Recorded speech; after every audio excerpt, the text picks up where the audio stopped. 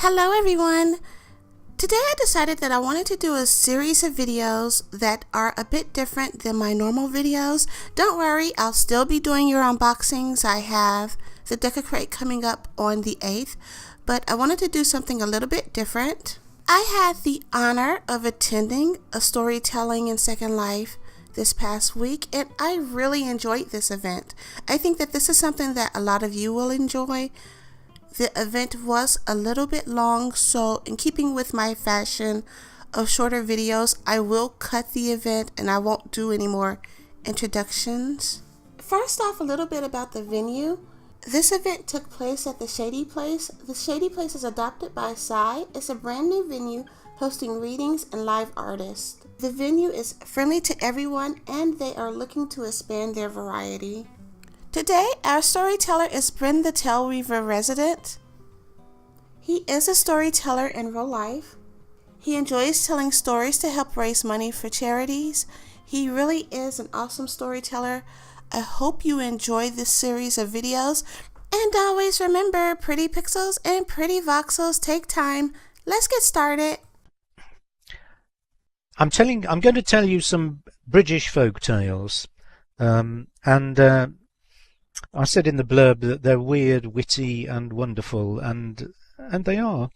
There are all kinds. I know a lot myself. One of these I've written, but I've written it out from something I heard a while back. And I've got 6 volumes of British folk tales, several other books, loads of Irish tales. The Irish are brilliant. And masses of other stuff from around the world. But tonight, British folk tales. Now, I'd just like to start by these few comments, really. The folk who preserved and told and retold these stories generation after generation, these stories we now call folk tales, would never have denied them.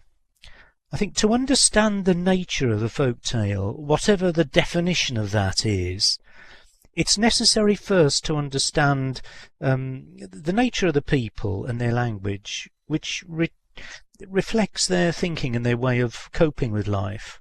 And these stories do that. They're full of the trials and tribulations that people had in the past, and indeed some have now. There's murder, there's death, bereavement, poverty, hunger, dreaming of princes and princesses who need rescuing, and dreaming of a better future. And also they're full of warnings about bad people and bad things, some of whom get their comeuppance. But the people who told these tales wouldn't have asked, as Pontius Pilate did, what is truth? They would, if the truth of anything was being questioned, would probably say, truth's at the bottom of the well. They don't question the existence or the nature of truth, but they accept that it lies somewhere deep down, and you probably have to search for it. So, a lot of these stories contain a mixture of truth, myth, legend, exaggeration. And they often contain a moral, which really means that they're fascinating, entertaining, and they are indeed very funny sometimes. Right, so let me start then. The first story is to do with a particular place in England, where there's a ring of standing stones from very ancient times. And they are real, they do stand there, you can visit them. And there are several others in Britain dotted around. And so here we go. These are called the Rollright stones. And it's a kind of place memory, fanciful place memory. At the head of his dwindling army the king strode on. What his name was, or whence he came, there's now no chance of knowing, but that he was on foot, and that his avowed intention was to subdue the rest of England. That's a tradition that must not be questioned. The way had been long and the travelling hard. Of those who'd set out with the king, many had regretted their allegiance and had sneaked off in the darkness towards their tiny homesteads. Younger men had deserted along the route, tempted by the warmth and comfort of a cottage hearthstone, or the lure of a pair of rounded thighs in the hay or the heather. Still more had fallen out, sick or wounded from skirmishes among themselves, as well as among the unwelcoming inhabitants of the lands they had passed through. Now they were reduced to 70 or thereabouts, 72 or 73, or even only 71. The king couldn't be sure. Among them, though, were their 5 captains, the petty lords at whose command they'd first left hearth and home to follow the king to fresh and greener pastures. As close as brothers were these 5, forever finding excuses for putting their heads together and whispering counsels not meant for the king to hear. He was well aware of their intrigue, but kept himself aloof, sure of his own power and of his own judgment, and confident of success in his purpose. Over the next line of hills lay a stretch of countryside vital to his conquest. So up the slope he plodded, while the 5 knights held close together a little distance away. When the king was nearly at the top, a figure appeared on the brow, facing him as he strode on. It was the figure of an aged woman, gnarled and twisted, but with a commanding presence. She held up her hand in a gesture that stopped him in his tracks, and all his followers with him. "What do you want?" she asked in a voice of chilling power. "Passage across the hill. No one stands in my way." "The hill is mine, and the land all round it," she replied. "What is your purpose?" "To conquer England and rule it as one kingdom." She gave a cackle of mocking laughter, holding out a long finger with which she pointed to the brow of the hill. "Ah, so I thought," she said. "7 long strides must take thee, and if long Compton thou canst see, King of England thou shalt be." The king measured with his eye the distance to the top of the slope, and saw indeed that it was about 7 paces.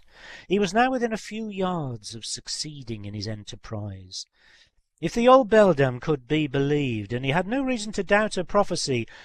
So he turned to face his army and cried out in exultation, "Stick, stock, and stone, as King of England I shall be known."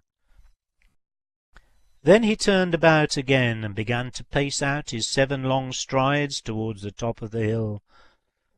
But to his great dismay, there rose before him a long mound of earth that completely obscured the knights and the view down into the valley, and there he stood, while his 5 captains grew close together and whispered at his discomfiture, and his men spread out in a loose semicircle behind him. Then the witch raised her arm again, and in a loud voice cried about the town that was over the brow of the hill, "Because long Compton thou canst not see, King of England thou shalt not be. Rise up, stick, and stand still, stone, King of England thou shalt be none. Thee and thy men hoar stone shall be, and I myself an elder tree." Then the king and every man with him felt his feet turn cold as stone, and so heavy on the earth that strength could not raise them an inch. And gradually the freezing numbness crept upwards, till king, knights, and men had all been turned to solid blocks of stone. And there they are to this day, at Little Rollright in the Cotswold country. The king's stones, tall and commanding, a little apart as a king should be, the 5 knights with their heads together, plotting still, and the men scattered around and about them in a loose, wide circle. Ask not how many men there are, for though the number is thought to be 72, no one is ever able to count them and make the number of them the same on 2 successive counts. There are those who believe that the king still waits, like Arthur of Camelot and King Redbeard, for the curse to be lifted, when he'll march forward again with his men to confound his enemies and take over the realm of England. In the meantime, as he waits, while age upon age rolls past, he is surrounded by elder trees, progeny of that tree into which the old crone magicked herself upon that fateful day. It's best not to visit the Rollright stones on Midsummer Eve, for then, they say, if you stick a knife into one of the elder trees, it will not be sap that runs, but blood. And at the sight of it the stone that was once a king will bend and bow his head, acknowledging still its power. The 5 knights still whisper their treachery to each other as the evening breeze whistles around them, but though many have set out in the moonlight to eavesdrop on their whispering, no one yet has stayed long enough to hear what they have to say. No doubt it's better that way. There we are, the Rollright stones, which you can visit in the Cotswolds.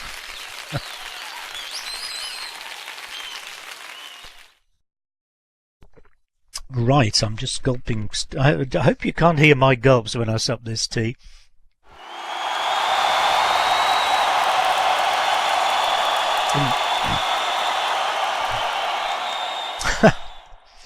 Right, now,